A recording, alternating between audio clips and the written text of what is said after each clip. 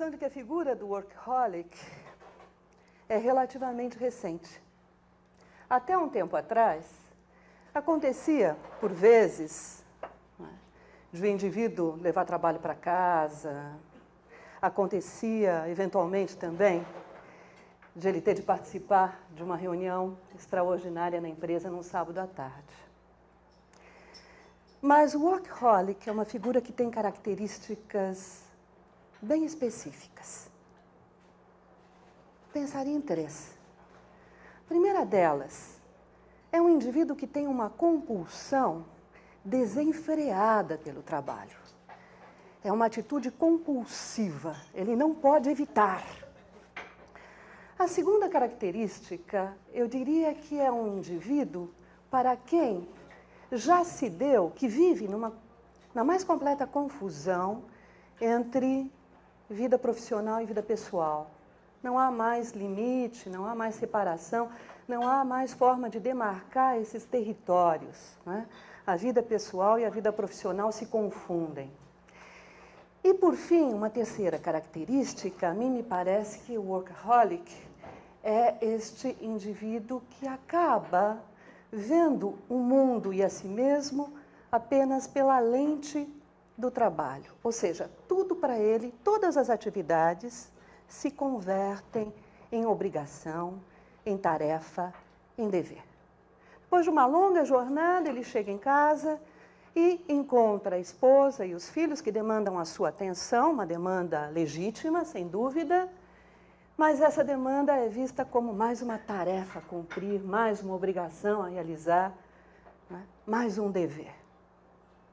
A saúde começa a ficar num estado periclitante, ele é obrigado a ver um médico, é obrigado a fazer um check-up, e todos os exames se convertem em mais uma obrigação, em mais um dever, em mais uma tarefa.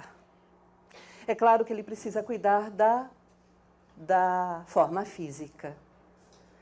As atividades esportivas, enfim, ou aí da academia, metas a serem cumpridas, objetivos a serem atingidos, etc. A aparência é importante no trabalho.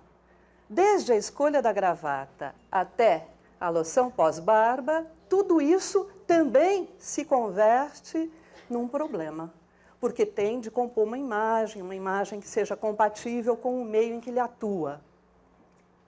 A informação. Ler jornal para se dar conta do mundo em que vive? Sim, mas sempre para tornar maior o seu rendimento no trabalho. Aprimoramento pessoal. Aprimoramento pessoal, bem, literatura, música, artes plásticas, desde que tenham em vista uma maior capacitação profissional. Bem, ou seja, a vida se converteu no inferno, né? Porque, no fim das contas, o trabalho se tornou esse vetor, ou se vocês quiserem, o trabalho se tornou esse princípio hegemônico que rege todas as atividades deste indivíduo. A sua própria existência, na verdade, se converte em trabalho. Eu não sei se eu pintei muito bem o quadro, mas, de qualquer forma, a pergunta se impõe para todos nós, não é? O que levaria o indivíduo a se dedicar tão inteiramente ao trabalho, a se entregar de uma maneira tão completa ao trabalho, de forma que a sua própria existência se convertesse em trabalho. De forma que até as outras atividades que ele realiza, na verdade, passam a ser vistas sob essa ótica, passam a ser encaradas dessa perspectiva. Bem, num primeiríssimo momento, nós poderíamos encontrar uma via de acesso a esse problema, uma via bem filosófica de acesso a esse problema, pensando na própria condição humana. De forma geral, qual é a condição do ser humano? A única certeza de que o homem dispõe é a de que um dia ele desaparecerá. A morte é a única certeza de que nós dispomos. Tanto é que, na filosofia, na história da filosofia, ao longo do tempo, houve quem dissesse que o filosofar nada mais é do que a aprendizagem para a morte. Sócrates, lá no século V a.C. E houve também quem dissesse que é justamente essa consciência de ser um ser para a morte que leva o homem a fazer filosofia. Sartre, no século XX. Como vocês veem, em 2.500 anos de história, a morte é um tema filosófico, ou melhor, se vocês quiserem, a finitude do homem, o fato de o ser humano ser finito. Bem, como suportar a angústia diante desta finitude? E é isso que interessa para nós. Eu queria trazer aqui a nossa cena, para a nossa conversa, um pensador francês do século XVII, que é o Pascal.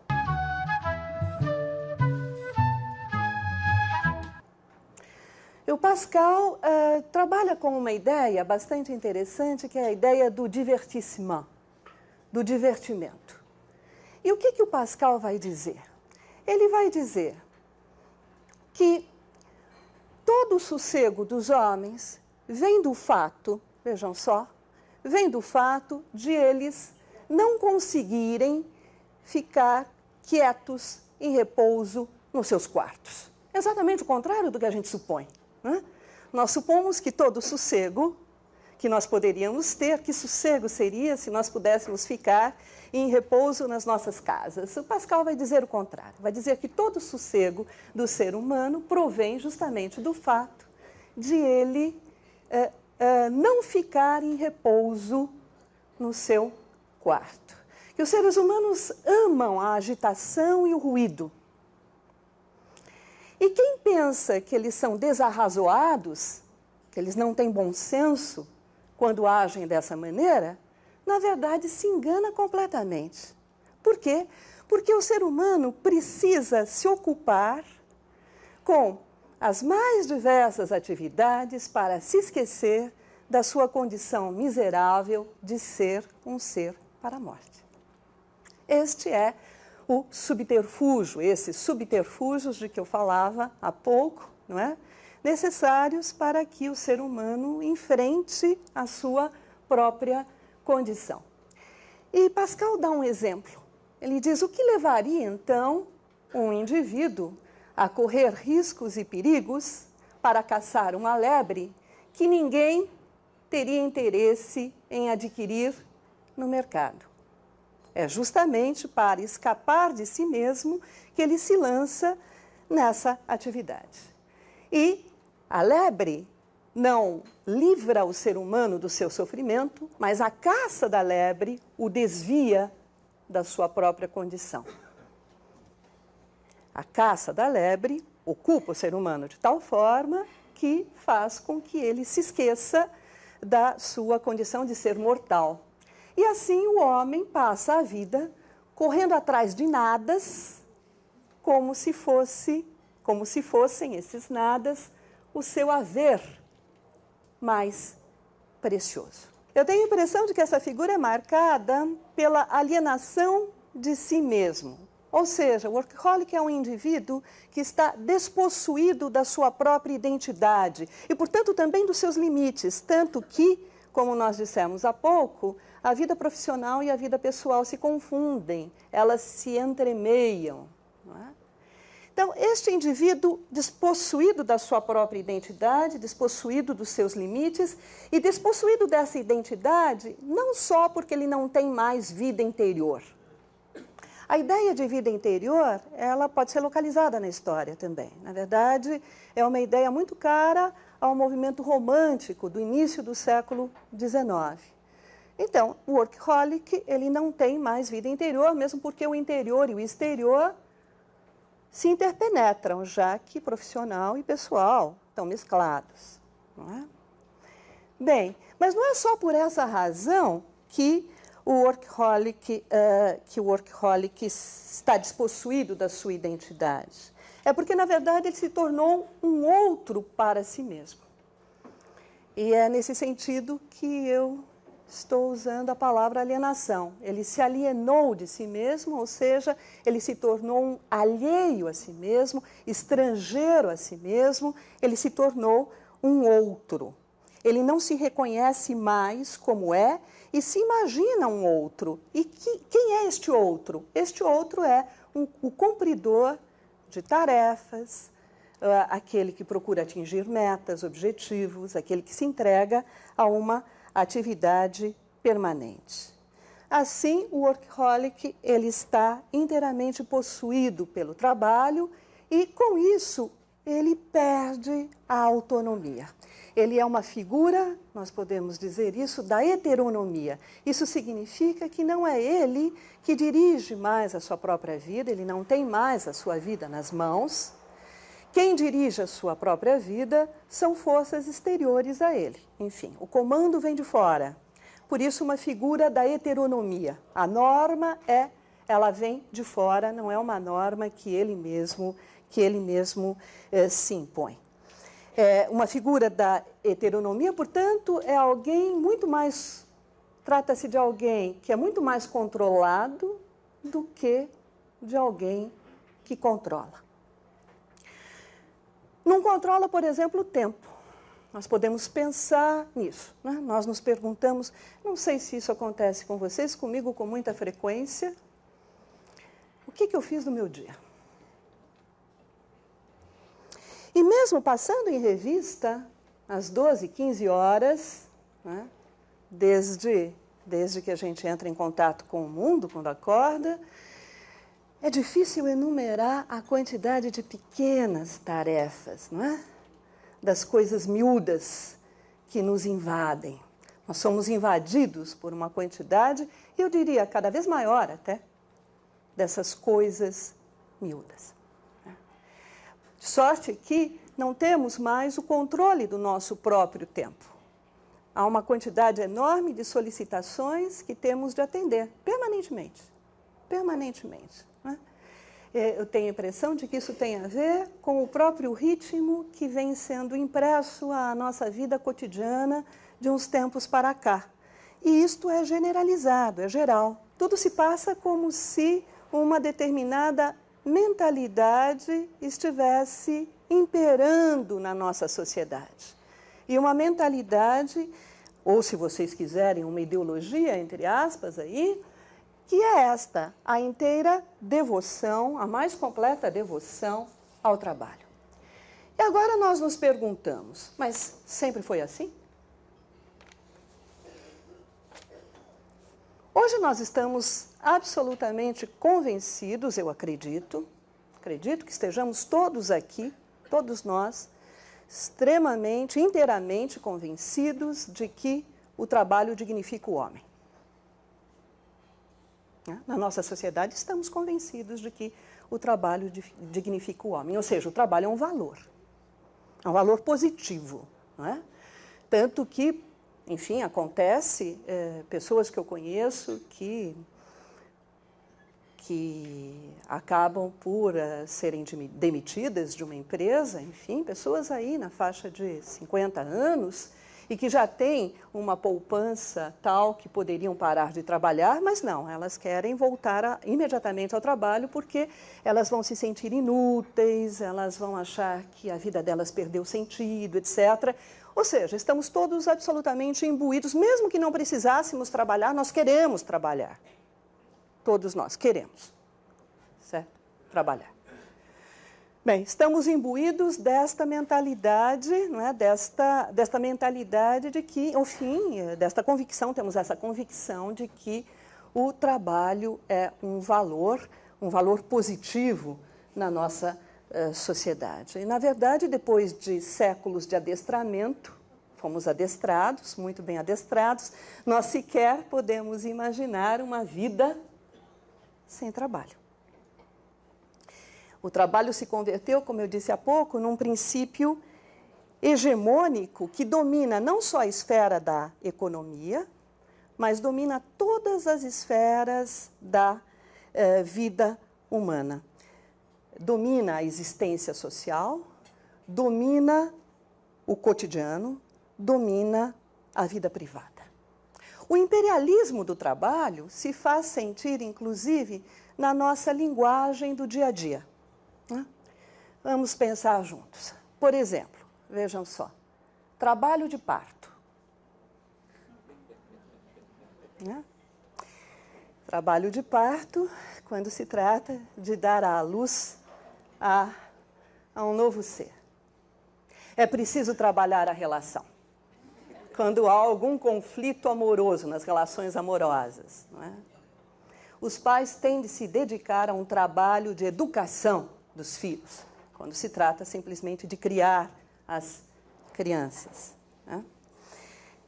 Bom, existe até, né, para quem faz, enfim, análise, como eu, inclusive, já fiz, bom, a ideia do trabalho de sonho. Né? Nós não simplesmente sonhamos, mas nós fazemos um trabalho de sonho que vai depois resultar num trabalho terapêutico. E por fim, a lista é imensa, mas para trazer mais um trabalho, o trabalho voluntário. O trabalho voluntário é algo estranhíssimo, porque, em princípio, a ideia de trabalho é sempre a ideia de um trabalho assalariado, ou seja, em termos mais marxistas, você vende a sua força de trabalho mediante um salário. Você tem uma recompensa, uma paga pela força de trabalho que você coloca à disposição de outrem. Né? Agora, um trabalho voluntário é realmente um conceito equívoco, eu diria. Por volta de 1865, por aí, 1860, 1865, o governo inglês baixou uma lei proibindo que a jornada de trabalho tivesse mais de 10 horas diárias. Porque até então era a prática corrente que a jornada de trabalho tivesse 12, 15 horas. A automação e a mecanização, na verdade, tornam o trabalho cada vez mais desnecessário nesse sentido. Cada vez será preciso trabalhar menos. Né? Um número cada vez menor de horas pode bastar para gerar os produtos de que o ser humano precisa para viver.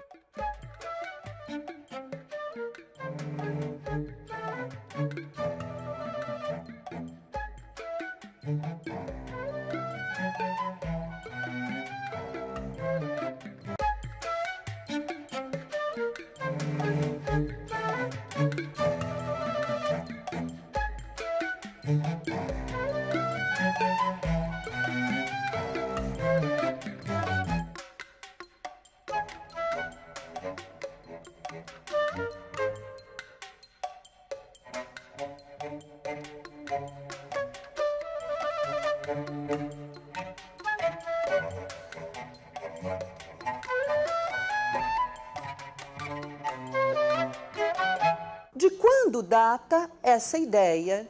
Desde quando o trabalho se converteu em valor central da sociedade humana?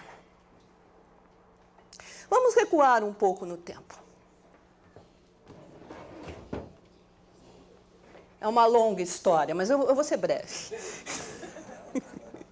Vamos recuar um pouco no tempo, vamos recuar muito no tempo. Vamos à Bíblia. Vamos à Bíblia e vamos nos lembrar um tanto do Velho Testamento.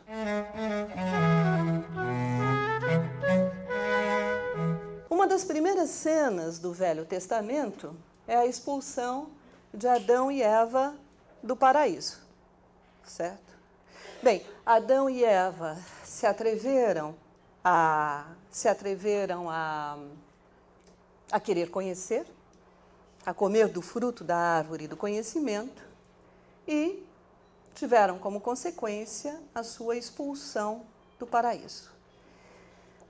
No paraíso, Adão e Eva gozavam de um ócio feliz.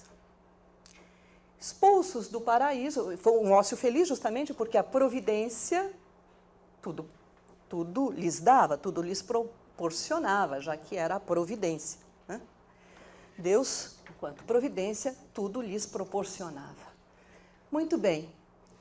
Mas, expulsos do paraíso, eles serão obrigados a providenciar, eles mesmos, o seu próprio sustento. Ou seja, eles terão de trabalhar. E o trabalho aparece aí como uma degradação da condição humana. Então, enquanto degradação que na tradição judaico-cristã se vê o trabalho. Vamos trazer aqui, puxar um outro fio. Vamos pensar agora na civilização greco-romana. Tanto na Grécia quanto em Roma, era vedado aos homens livres o trabalho. Era proibido que os homens livres trabalhassem. Os homens livres, para terem uma vida livre, portanto, e feliz, eles julgavam como um valor absolutamente indispensável o ócio. Eles precisavam do ócio para se dedicarem a aprimorar as suas qualidades do espírito, enfim, para se dedicarem à filosofia, à literatura, às artes, e também para se capacitarem fisicamente, se dedicarem ao atletismo, à dança, à ginástica, etc. Em Roma, muito parecido. É bem verdade, vocês dirão, bom, mas na Grécia e em Roma, na civilização greco-romana, nós vamos estar diante de sociedades em que havia escravidão, né? Porque eram os homens não livres, os chamados bárbaros, que se ocupavam, portanto, da labuta, que se entregavam ao trabalho. É fato, é fato. Mas também é fato que pensadores e filósofos da antiguidade greco-romana, em particular da Grécia, já pensavam, e aqui eu vou trazer um deles, que é o Aristóteles, do século IV a.C. Aristóteles já dizia, quando as rocas puderem ser aprimoradas a tal ponto, puderem ser muitíssimo aprimoradas, não será mais necessário o dispêndio de trabalho por parte das fiandeiras.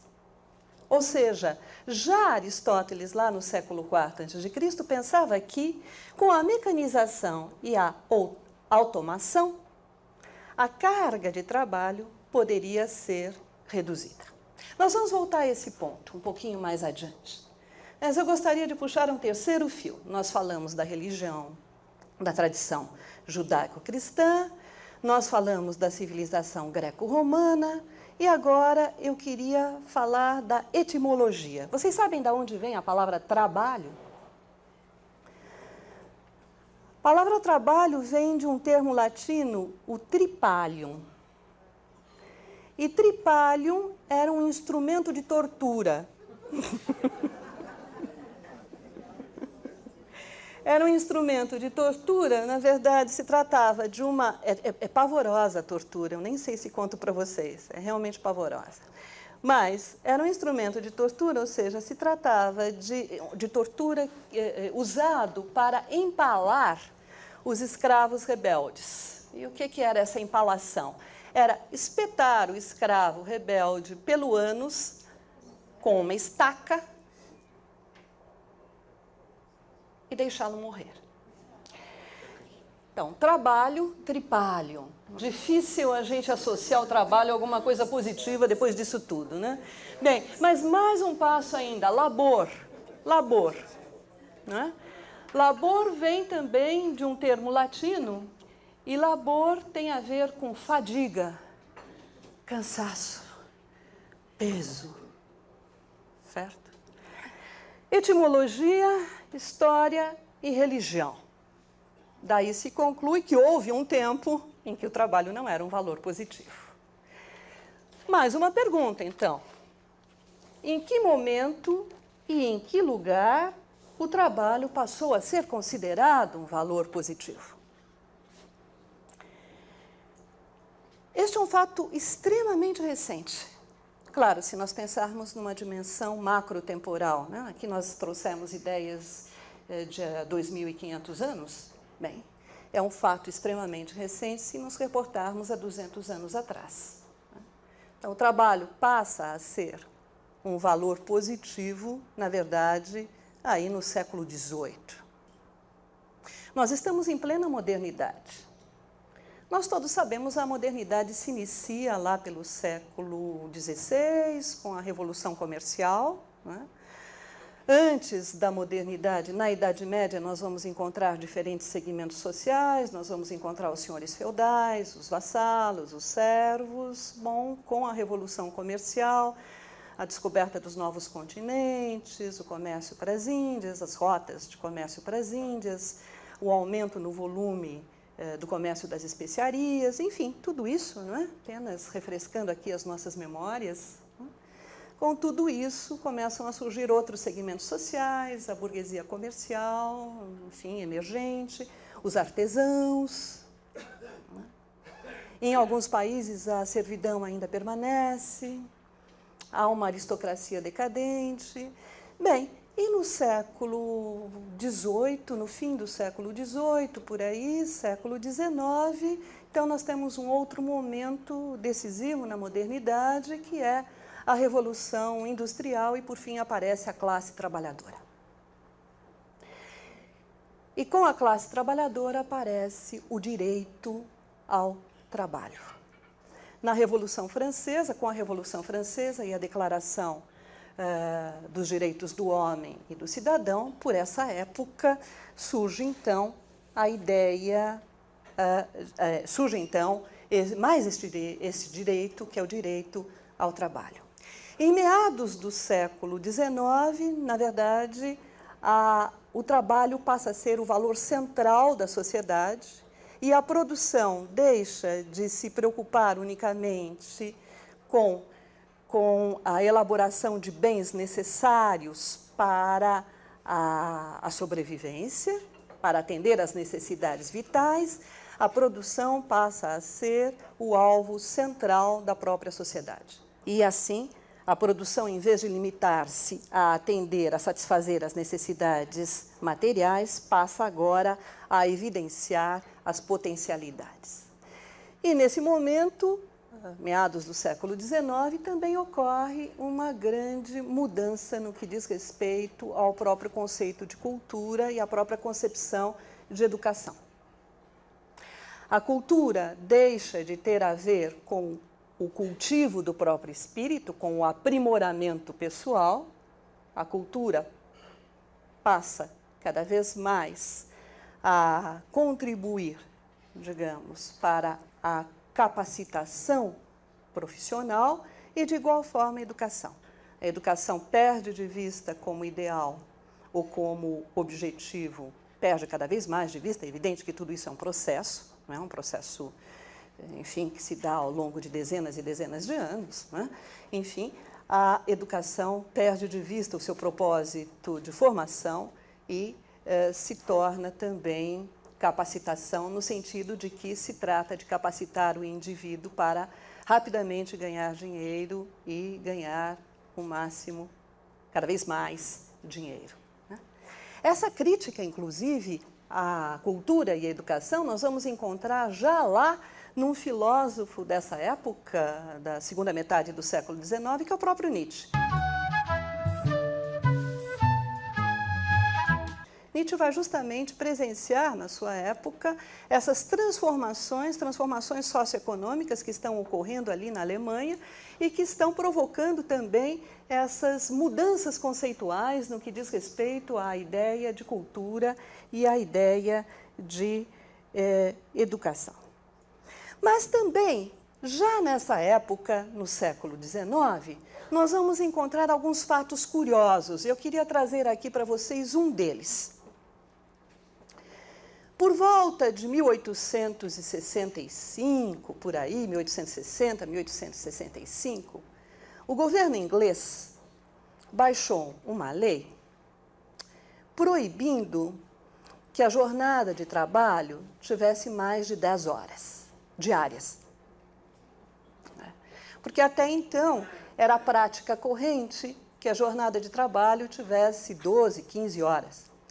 Então, houve por parte do governo inglês essa tentativa de reduzir essa lei, estabelecendo esta redução de 2 horas diárias na jornada de trabalho.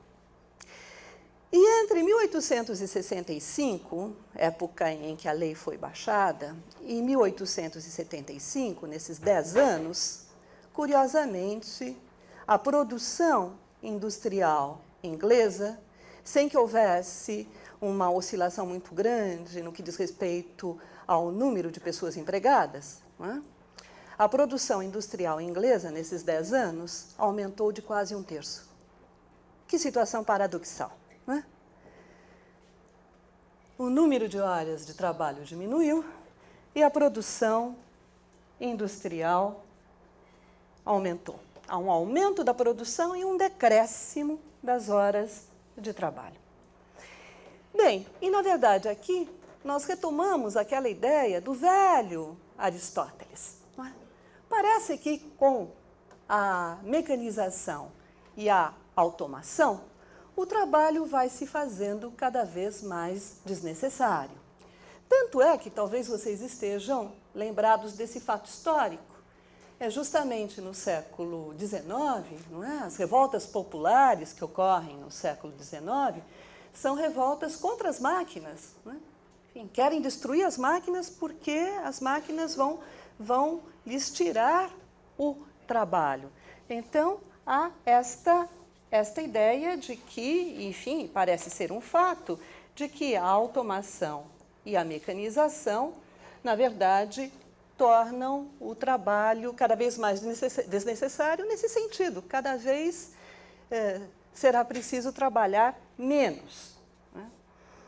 Um número cada vez menor de horas pode bastar para gerar os produtos de que o ser humano precisa para viver. Um número cada vez menor de horas pode ser suficiente justamente para atender às necessidades vitais da sociedade. Assim como há uma compulsão, é compulsivo, nós somos levados a nos atirar ao trabalho, a outra face da mesma moeda é que nós somos levados a nos atirarmos também no consumo. No fim das contas, nós perdemos a chance de viver numa sociedade da abundância, em que trabalharíamos todos muito menos, e todos poderíamos trabalhar, na verdade, para nos embrenharmos na sociedade administrada.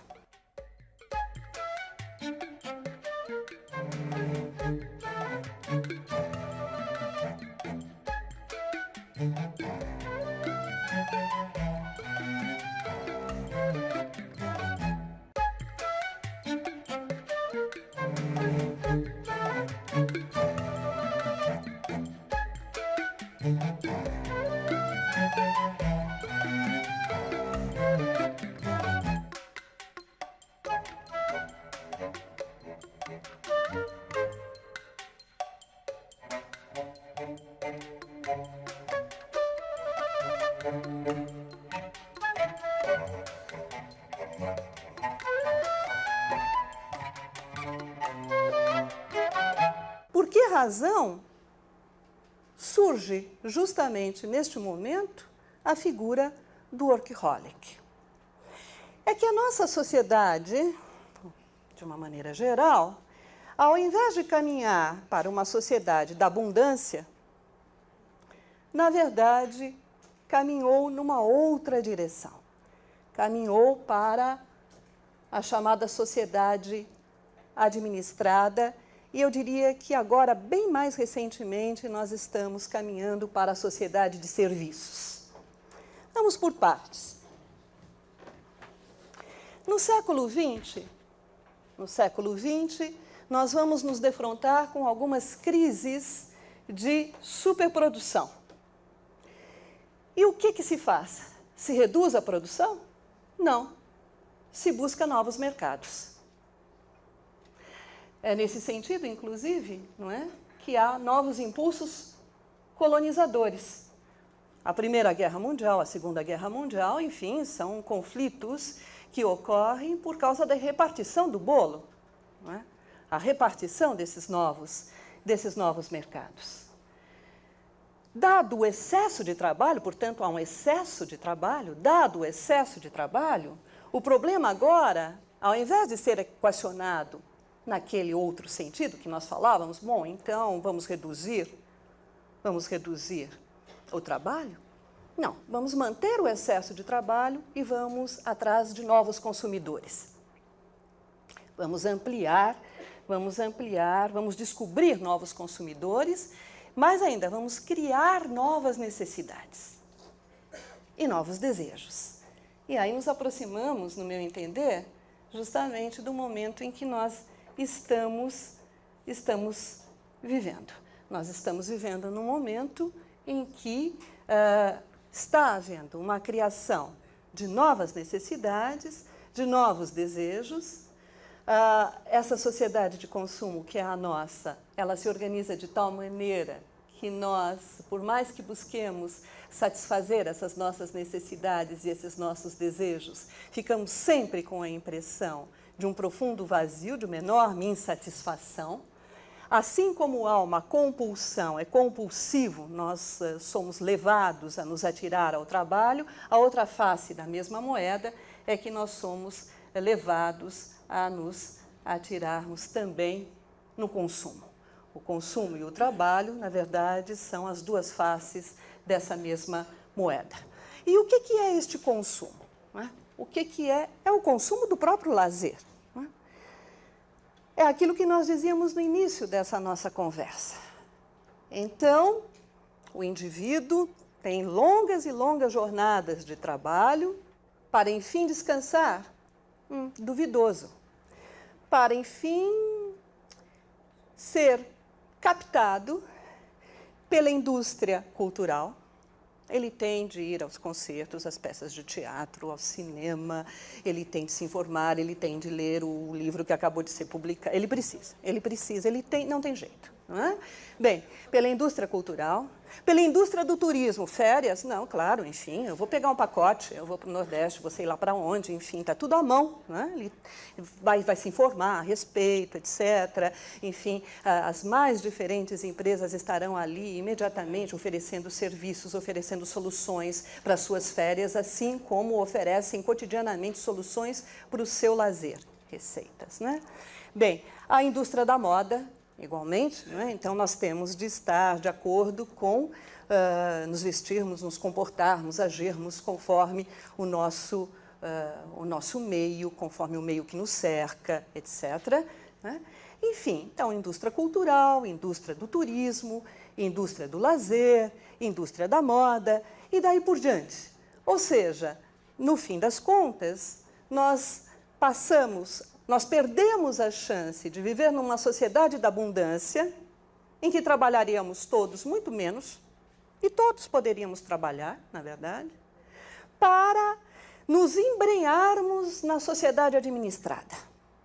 Porque as nossas vidas são inteiramente administradas. E eu diria que agora nós já estamos caminhando para o que alguns chamam de sociedade de serviços. Essa é uma discussão que tem ocorrido nos países chamados pós-industriais, né? Os países industriais e pós-industriais. A ideia é que a produção ela vai requerer, sem dúvida, um número menor de horas de trabalho, ou a produção ela será deslocada para os países periféricos. Ou seja, uma sociedade de serviços é uma sociedade em que, e aqui a coisa se agrava, em que cada indivíduo, ele se coloca inteiramente a serviço do outro indivíduo sem a mediação de qualquer produto, ele presta o serviço. Então, os serviços os mais diferentes possíveis. Aqui entre nós, nos últimos tempos, apareceram dois, para eu dar dois exemplos. O dog walker, né? Os passeadores de cachorro, certo? Então, na verdade, é muito curioso. Eu tenho um cachorro e eu tenho uma relação com o meu cachorro de tal ordem que eu dispenso inteiramente qualquer prestador de serviço nesse sentido. Enfim, não faz para mim qualquer sentido justamente interpor um serviço. É uma relação que se dá ali diretamente entre o meu cachorro e eu mesma, não é? Ou então o personal trainer também é uma prestação de serviço. Parece que nós estamos cada vez menos capacitados, não é, a gerirmos as nossas próprias vidas, de sorte que nós nos vemos obrigados, não é, a recorrermos, portanto, a essas prestações de serviços. De qualquer maneira, mesmo com todas essas transformações de que eu falava, o trabalho permanece sendo um valor. E aqui nós voltamos à figura do workaholic, enfim, não é? Enfim, voltamos a ele. Não é? Talvez vocês pensassem que eu tivesse me esquecido do tema de hoje. Não, são apenas alguns pontos que eu queria levantar com vocês, de forma que a gente possa conversar depois mais tranquilamente, justamente sobre essa figura. Bem, o workaholic, no fim das contas, ele está inteiramente imbuído do espírito da época. Né? E será que poderia ser de outro modo? Bem, eu queria trazer aqui duas ou três personagens, numa outra direção. Vamos tentar respirar um pouco depois de todo esse quadro. Né? Então, eu gostaria de começar por trazer a esta cena a figura de Paul Lafargue. Paul Lafargue era genro do Marx. E ele escreveu um panfleto revolucionário, publicado em 1880, intitulado O Direito à Preguiça.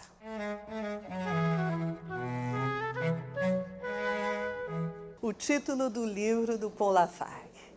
E qual é a ideia central desse livro?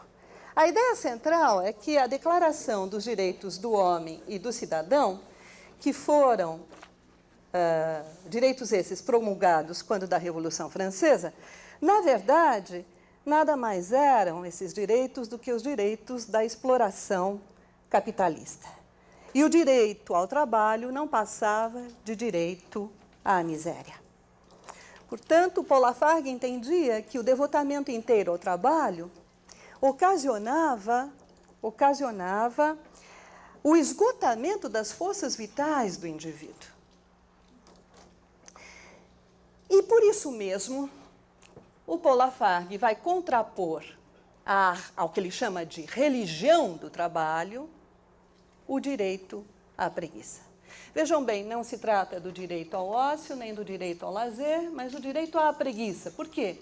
Porque se há uma religião do trabalho, nada melhor do que contrapor a ela um vício, a preguiça. Aliás, se diz que a preguiça é a mãe de todos os vícios, não é mesmo?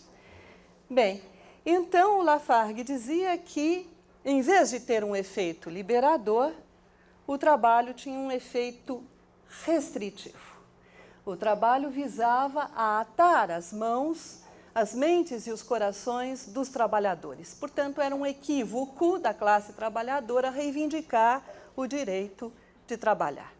Nessa mesma direção, eu quero trazer uma outra figura aqui, na verdade, um pequeno texto, publicado bem mais recentemente, enfim, mais de 100 anos depois. O Direito à Preguiça é de 1880, e esse texto é de 1990, por aí, 90 e pouco, que se chama Manifesto contra o Trabalho.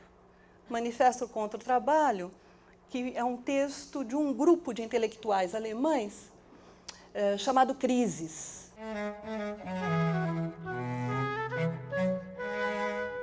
Talvez um desses intelectuais, um deles, seja conhecido de nós, o Robert Kurz. porque ele escreve, os artigos dele aparecem regularmente num suplemento cultural de domingo aí de um dos nossos jornais. Enquanto houver homens, eles construirão casas, produzirão vestimentas, alimentos, tanto quanto outras coisas. Criarão filhos, escreverão livros, discutirão, cultivarão hortas, farão música. Isto é banal e se entende por si mesmo.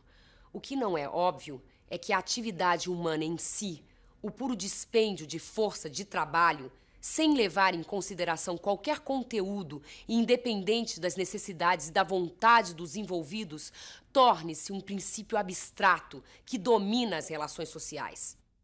Então, qual a ideia central deste manifesto contra o trabalho? A ideia central é essa, que a quantidade de riqueza produzida nas sociedades industriais e pós-industriais já é suficiente para atender às necessidades vitais de todos os seus integrantes. E que a produção de mercadorias, tal como vem sendo feita até hoje, nesses 2 últimos séculos, não trouxe, de forma alguma, uma vida minimamente decente, minimamente aceitável para a maioria da população. Isso porque, do jeito que as coisas estão, por um lado, nós temos indivíduos que adoecem física e psiquicamente por excesso de trabalho, e, de outro lado, nós temos indivíduos que sobrevivem graças aos lixões. Então, um descompasso completo e nenhuma existência aceitável, minimamente aceitável, nem de um lado, nem do outro. Além disso, isso para não falar no que o Grupo Crises, no que eles chamam de trabalho morto. Eles dizem mais ou menos o seguinte: do jeito que está organizada a nossa sociedade, há uma quantidade enorme de trabalho morto. Ou seja, por exemplo, os profissionais da área aqui presentes que me perdoem, não é nenhum ataque pessoal, mas, por exemplo, se trabalho e consumo não fossem as duas faces da mesma moeda, não seria necessário, por exemplo, se nós pudéssemos reduzir o trabalho, reduzir a produção de riqueza e, portanto, caminhar na direção da sociedade de abundância e não na direção da sociedade administrada e da sociedade de serviços, então seria totalmente desnecessária a publicidade, o marketing, seria desnecessário, em certa medida, enfim, o fisco e coisas dessa ordem. Utopia? O Grupo Crises responde: bom, talvez sim, mas o que importa para nós, dizem eles, nesse manifesto contra o trabalho, é a força negativa dessa posição. É a força negativa, a força crítica da situação em que nós estamos, em que nós nos encontramos. Então, se o workaholic, de alguma maneira, é produto e vítima da situação atual, e, portanto, impotente para transformá-la, talvez nós pensemos que há uma impotência generalizada nesse sentido e que não temos condições de fazer absolutamente nada. Uma coisa é certa, no meu entender, não basta reivindicar um número menor de horas de trabalho, não basta reivindicar mais tempo livre e não basta sequer reivindicar mais lazer. Por que não? Porque, enfim, como já vimos, o trabalho e o lazer fazem parte dessa mesma lógica. E aqui, se nós pensarmos um pouco, nós estamos vivendo num momento em que essas dualidades, elas estão desaparecendo.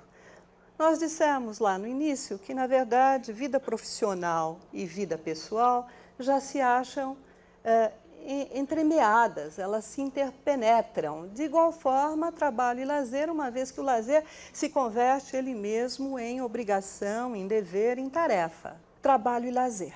Trabalho e lazer não são dois termos distintos, antagônicos, diferentes um do outro. Na verdade, eles fazem parte da mesma lógica.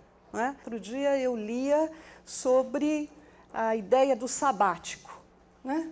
Que vem de um termo Shabbat, se não me engano, que quer dizer repouso. É uma ideia que está sendo, enfim, introduzida nas empresas. Parece que os executivos eles precisam de um período sabático, né?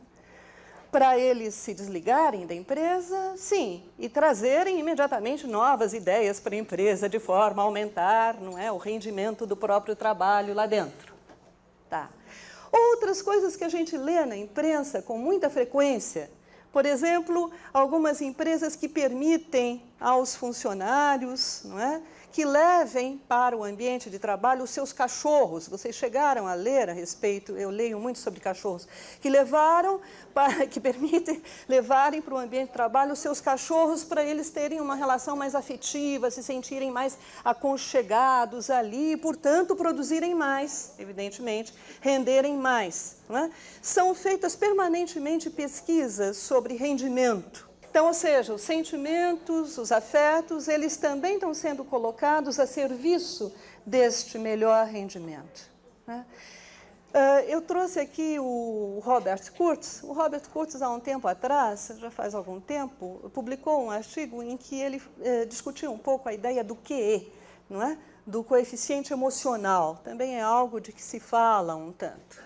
Então, toda aquela separação de gêneros, masculino e feminino, tem basculado nos últimos tempos porque se descobriu que os executivos eles também têm sentimentos, não é? E que é importante trabalhar o lado emocional dos executivos para que eles possam, evidentemente, render mais.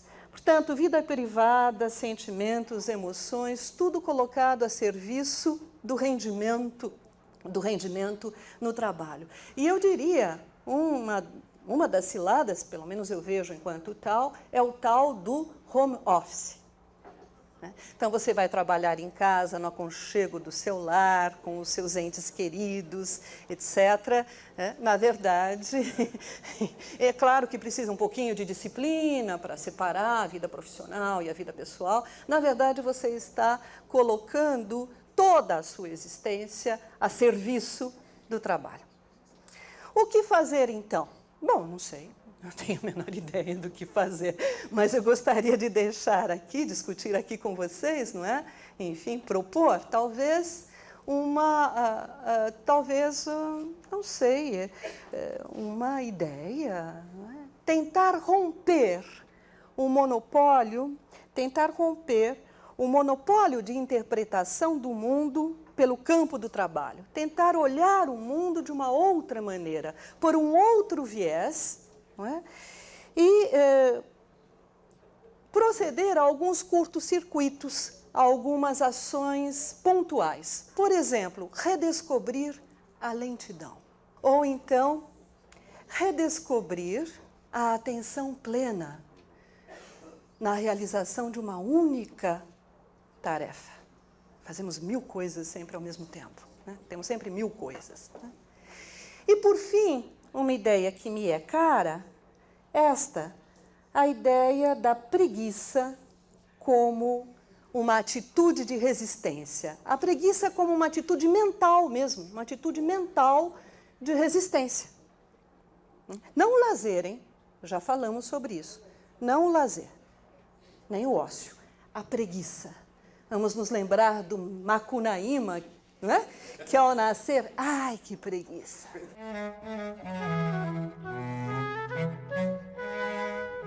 Mas eu queria aqui, enfim, ao trazer esses pontos todos, eu queria terminar com o último, mais otimista, que é este. A própria palavra workaholic, essa palavra como alcoholic, né, tem a ver com dependência. O alcoólatra tem uma dependência física e psíquica da bebida. O workaholic tem uma dependência, sei lá se física e psíquica, mas, enfim, talvez emocional, psicológica, não sei bem, mas ele depende, não é, do trabalho. A sua vida se organiza em termos de trabalho. Muito bem. O álcool é um vício. O trabalho, como nós vimos, é valorado sempre de uma forma muito positiva. A partir do momento em que aparece a figura do workaholic, e que pode ser aproximada, evidentemente, a própria palavra, né, do outro termo, alcoholic, em que medida o trabalho já não está sendo apresentado, ele também, como um vício.